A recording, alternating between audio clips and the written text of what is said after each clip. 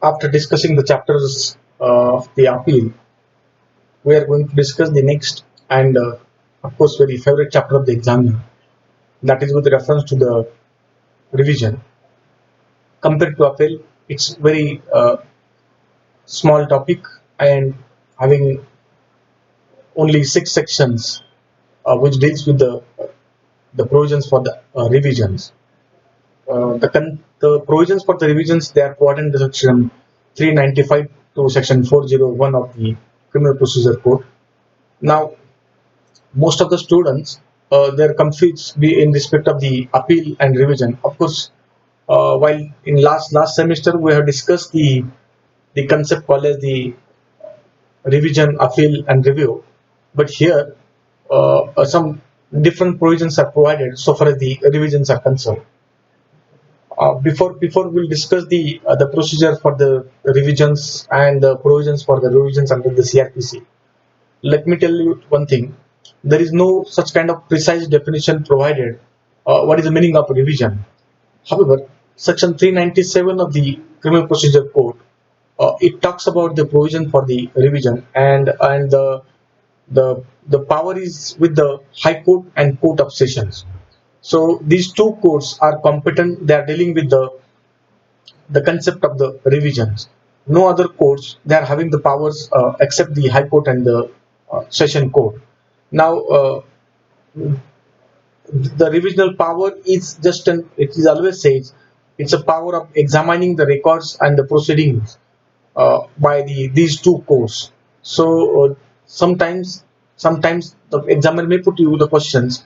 Uh, Revisional powers is nothing but the power of examination by the High Court and Session Court. Explain. So why it is correct.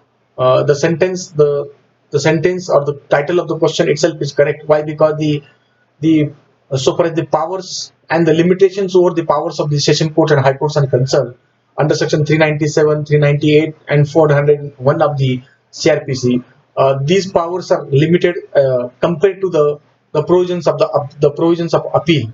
Now, uh, so far as the provisions of revisions, they are inserted under the CRPC with the uh, two object. Firstly, to ascertain the correctness uh, or legality or the finding, the legality of the finding or the sentence or the order passed by the lower court.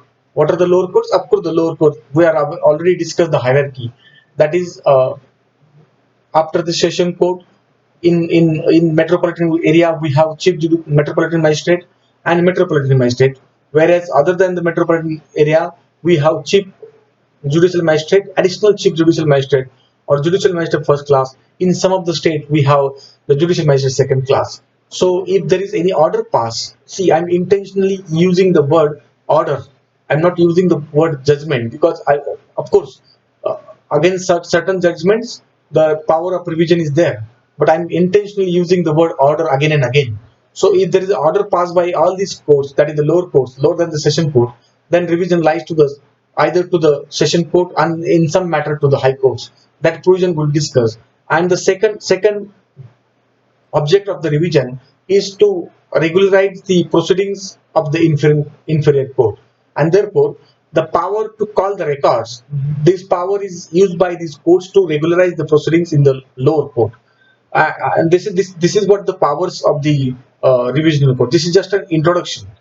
uh, so far as the scope of the revisional courts is concerned, that is, what is the scope and what are the, up to what extent they can interfere in the order of the lower court which is concerned. uh, the revisional court has a power to suspend the conviction or the order passed by the lower court. That is, once you deal with the suspension, that means suspension include the execution of the suspension. So if there is order passed by the any lower court and that order can be suspend, or that execution may be execution of any sentence can be suspended, or if there is order of the sentence is passed, then that court has a power, that is the revisional court has a power uh, to suspend that order. Similarly, the revisional court has a power to grant the bail, or they may release the accused person on a bail, depends upon the condition that the revisional court may direct to take the bond, or they may direct the take the surety from the accused person also. Similarly, apart from this, the under section 397 and 401 of the CRPC, the revisional court can exercise the what you call the supervisory jurisdiction over the lower court. Why supervisory? That is what I'm again I come to the point that they have power to call the records of the any inferior courts. That's why I'm saying it's a supervisory jurisdiction of the revisional court. They can correct, they can correct or they can examine the correctness of the order passed by the lower court, and therefore to correct the order, to correct or to examine the order to examine the correctness of the lower court order, the under section 397 and section 401 of the CRPC, the revisional court has a power to examine all these order passed by the lower court. So all these in four aspects, the revisional court has a power. This is what the scope of the uh, revisional courts. Then we come to the provisions under the CRPC so far as the revisional courts is concerned. Section 397 to 401 deals with the revisional jurisdiction of the session court and high courts. So these courts are competent to deals with the provisions. Apart from this, there are three sources. There are three different aspects which are provided not only under CRPC but under different law, which gives the revisional powers to these two courts. Of course, one is that the power under the CRPC provided under section 397 to 401, which we are going to discuss here with. Secondly, the power of the High Court under Article 227 of the Indian Constitution. This aspect we have already discussed, but we'll just look at this. And most importantly, the most important writ out of the writ provided under the Constitution, that is the revisional court, that is the High Court, has a power to issue the writ of certiorari while exercising the revisional powers. That too, again, you are aware that the writ of certiorari has been issued by the appellate court, or that is the revisional court, in order to call the record of the lower court. So all these three aspects, this court has a power to exercise over the revisional jurisdiction. One is under the CRPC, that is the present chapter which we are going to discuss. Then the power under Article 227 of the Indian Constitution, and lastly the power that is provided under the constitutional provisions called as the writ of certiorari. With this, let us go to the what are the powers of the revisional courts.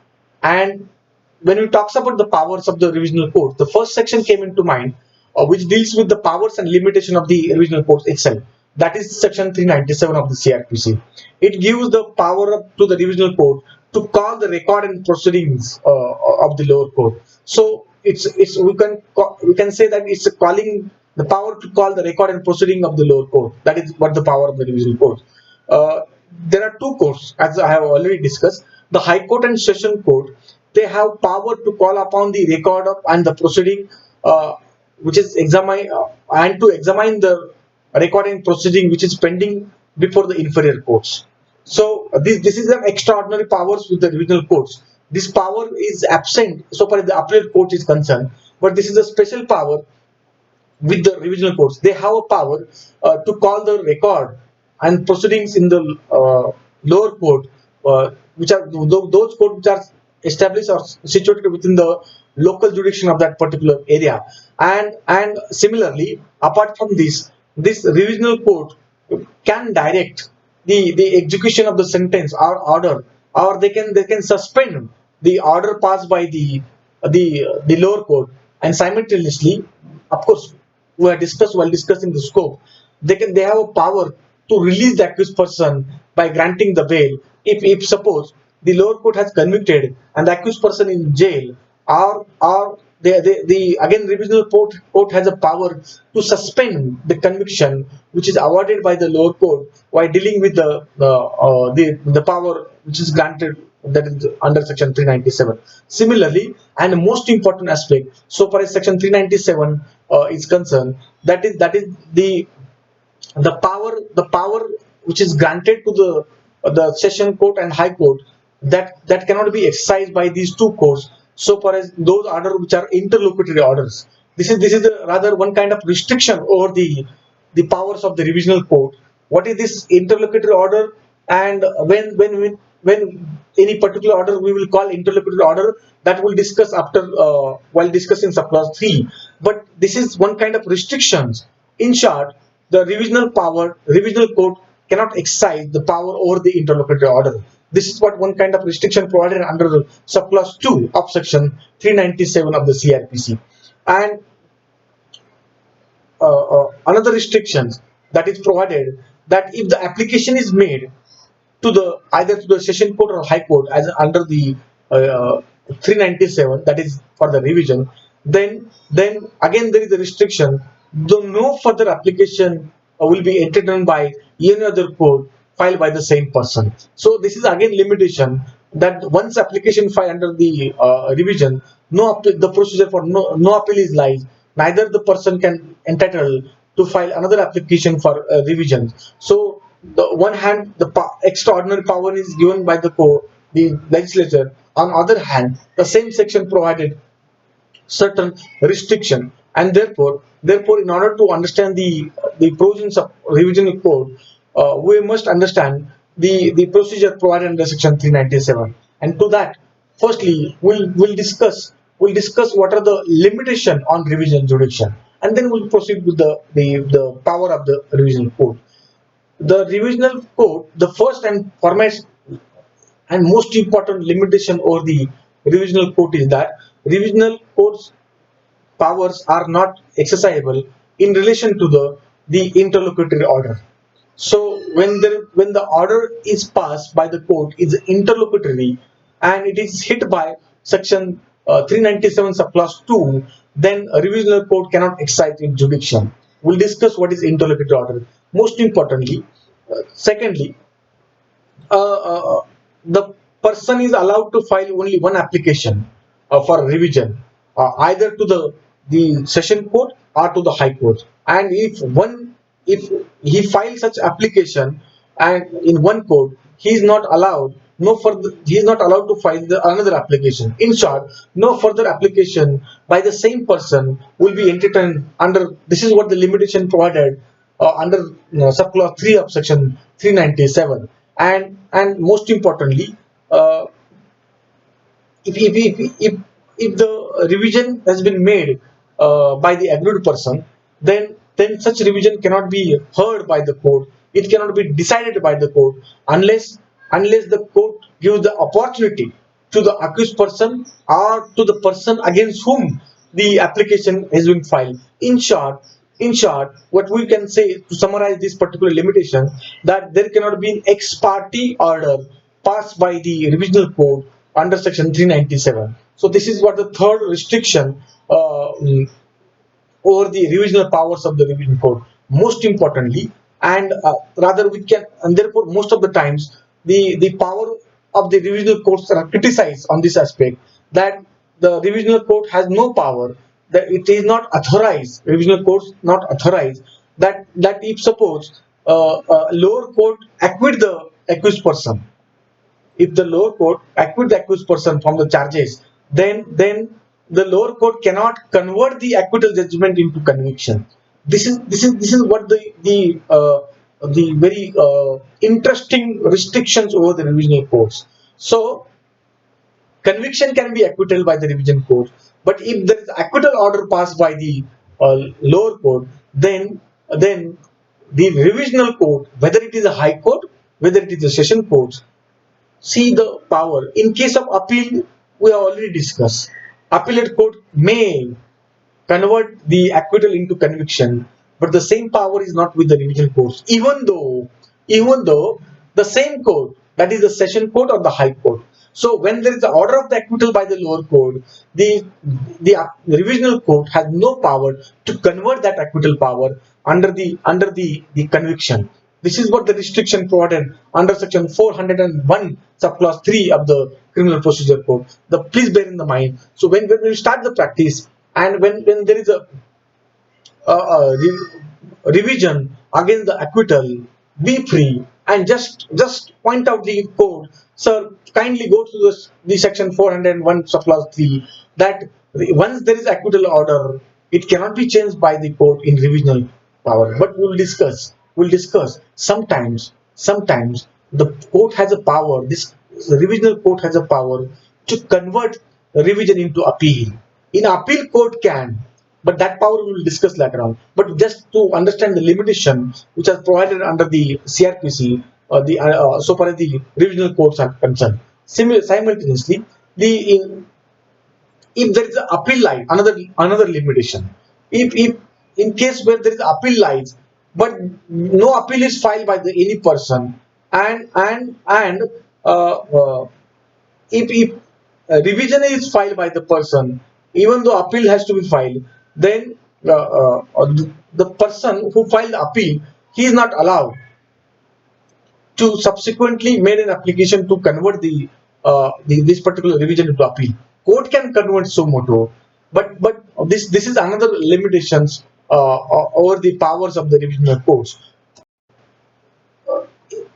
In short, when appeal lies and appeal is not filed but revision is filed, then in such a case, such person is not allowed to again file the appeal on the same point of view. This is what the restrictions which is provided on the revisional court. Simultaneously, the power of the revisional courts is provided under section 401, especially the subclause 4 of the section 401 provides that if revisional courts, while dealing with this aspect, of course limitation is there are there.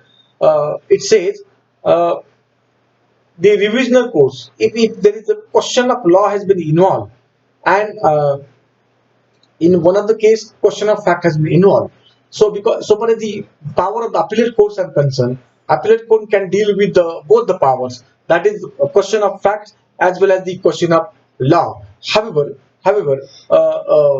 in exceptional cases only, the revisional court can deal with the what do you call the question of law, but question of fact can be dealt by the revisional court. There are several judgments uh, uh, by the Supreme Court. One of the judgment in Anil Kapoor's versus Ramchandra case, very famous judgment dealt by the Supreme Court in the year 2012, wherein Supreme Court again that the power, that is the power of the revisional court while exercising under section 397 and 401, they this appellate court, I'm sorry, this revisional court can exercise the power within the four corners, within the restriction, within the limitation provided by these two sections.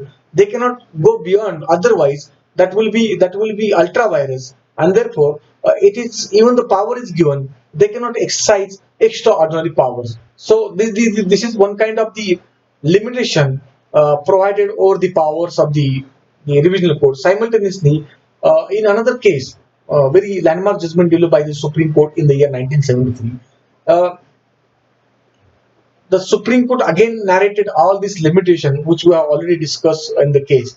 That what are the restrictions over uh, the power of the revisional courts. Now, with this, let us discuss what is one concept we have. There is need to rather discuss, that is concept called as interlocutory order, because subclause 2 of section 397 says when there is a order, I'm using the word order. See, when there is judgment, there is no concept called as interlocutory judgment. In CPC, we had just this already discussed, so far as judgment is concerned. But here, there is no concept called as interlocutory judgment. But orders that are final or interlocutory, so far as CRPC is concerned. And under section 397 subclause 2, if there is interlocutory order passed by the court, there will be no revision allowed. This is what the limitation. And what is this interlocutory? Section 397. In simple word, interlocutory orders are those orders which are not affected over the rights and the powers of the parties. If they are affected over the rights and the powers of the parties, that orders are final orders and not the interlocutory orders. Rather, we can call as it's interim orders or temporary in nature, which generally doesn't affect over the rights of the parties or the liabilities of the parties, and therefore there is no such kind of precise definition provided. But there is no list is provided under the CRPC that this order will be caused interlocutory and this order will be caused the final order. But I will give you a simple example. Say for instance, if suppose in a criminal proceeding, uh, it is required that the accused person has to attend the criminal proceeding each and every day, and failure will be he has to face the consequences. Let us take the example. Now he's facing the session trial, and in session trial, the court has directly accused person that each and every day you should be appear in the court of law, otherwise you have to face the consequences. Now, in particular date, because of some reason accused is absent, and his pleader, his lawyer, he made an application to the court to grant the exemption from the appearance. This is what the procedure under the CRPC, that the court has the power to exempt the accused person from appear in the court of law. The application is made by mentioning the reason that because of this reason accused cannot it is not possible accused to appear before the court of law. However, considering the record, if the court realized that this is accused person is intentionally avoiding the court of law, the court reject the application and direct to the police officer to carry out the arrest and produce the accused person in the court of law. And again, this rejection of application, the lawyer filed revision in the higher court. Since it is a session court, revision go to the high court. High court said, now let us discuss this aspect. Now come to the another aspect. Suppose a cognizable offense has been committed by the accused person, and the aggrieved person went to the police station. He narrated all the facts, but the police officer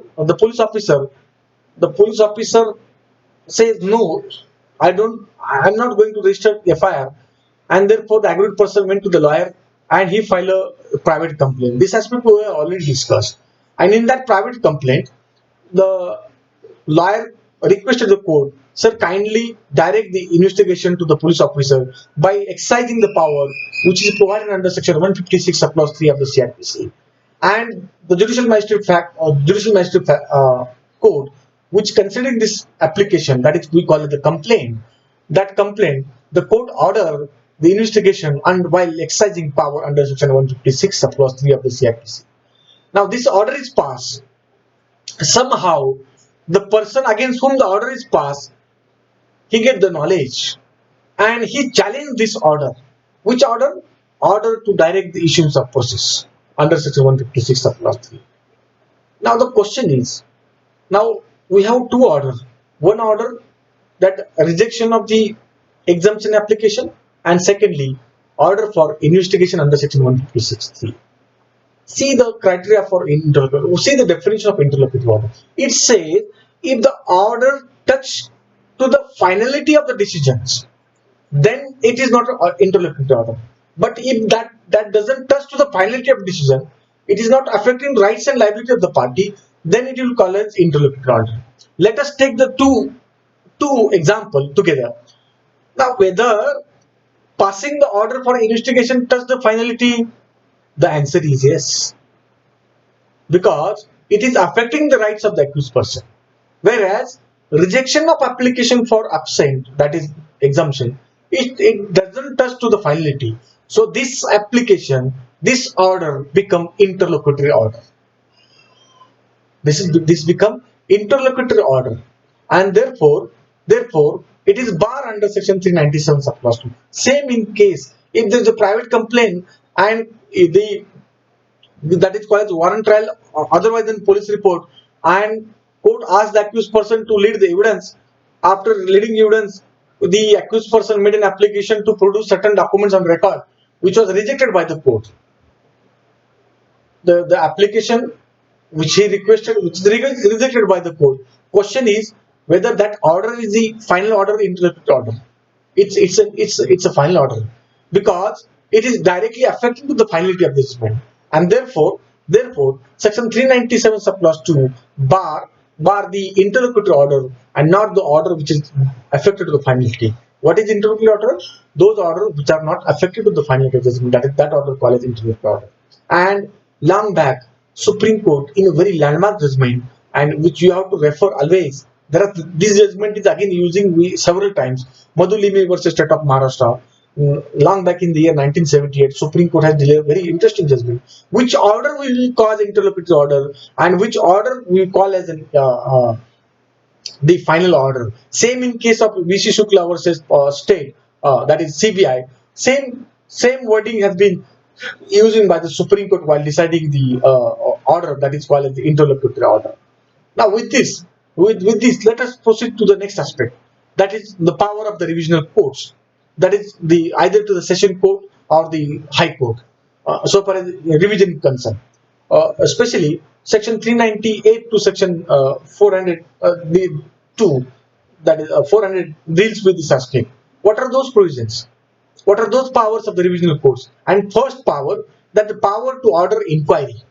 This is the first power of the revisional court, that the under section 397 of the CRPC, this revisional court has a power to examine the record of the lower court. Not only this, they if suppose during this examination, if they found something different, then the revisional court may direct. If suppose the revisional court, that is the session court, found something mischievous in the record of the judicial magistrate first class, then the revisional court has a two aspect. He may himself examine the record, or he may direct the chief judicial magistrate under which that judicial magistrate first class is working to carry out or to examine the record and to carry out the inquiry, whether it is in case of the complaint made to the judicial magistrate first class, or it is a order passed by the court under the issuance of process order passed under by the exercise the power under section 204. So all these powers are with the revisional court. Secondly, another characteristics, that is another power of the revisional courts, is the finality of order. Section 399 deals with the aspect. This is very interesting, that the under section 399, the session courts may exercise any power that the and simultaneously under section 401 of the CRPC, the High Court can exercise this power. So what is this power? That the order passed by the session court or the order passed by the High Court, that in a revision, it's a final order. It's a final order. So in short, the order is finality. So no further proceeding is entertained by any court in India once the order is passed by the revisional courts while exercising the power under section 399. I am using the word while exercising the power under section 399 and not otherwise. And therefore, this is what we call it the finality of order. Now, when we discuss the third aspect, that is the revisional powers of the high courts, then there are several aspects which includes in this. Firstly, the High Court can exercise the power which is empowered to the appellate court.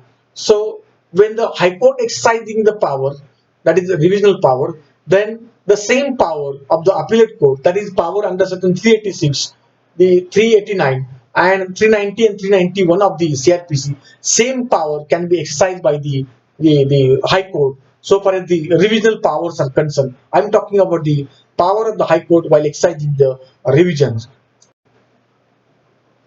And as I have already told you, that the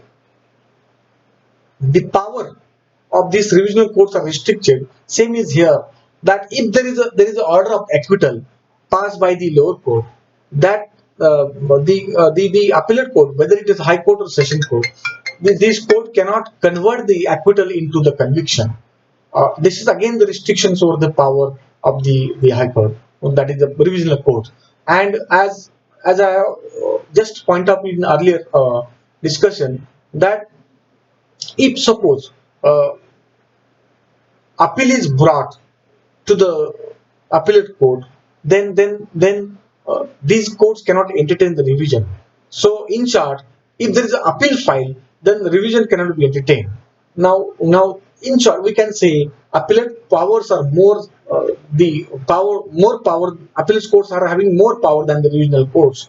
This is just to show the supervision powers over the appellate court over the revision. Simultaneously, if suppose, now this is extraordinary powers which is given under section 402 of the I'm sorry, 401 of the CRPC, that if suppose because of mistake of fact, or if sometimes under erroneous belief of the facts, someone file revision application instead of filing appeal in a court of law, and later on he realized that appeal is maintainable and not the revision, then the such party has a right to make an application to the such revisional court to convert this revision into the appeal.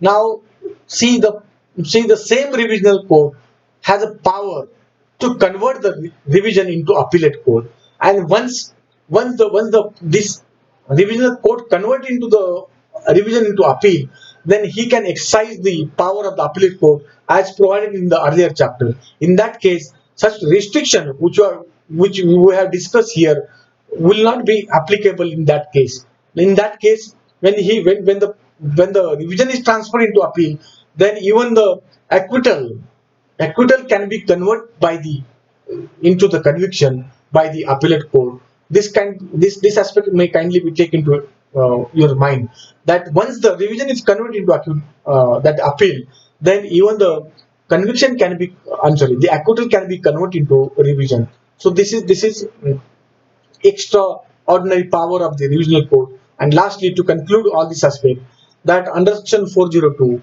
the revisional court, that is the high court, under section 402, has a power either to withdraw or transfer one revision from one session division to another session division. This is I'm sorry, last power with the revisional court under section 402, that is, the revisional court may transfer the revision pending in one session division to another session division, either on application made by the parties, or if the court so to realize something is mischief going on, then by exercising the power under section 402, this high court only, I'm not talking about the session court, the high court has a power to withdraw or and to transfer the revision from one session division to another session division, but the same power is not with the session court. This is all about the very interesting and very simple topic, what you call the revision. After this, we'll just refer the written portion, and then you will realize how simple this is.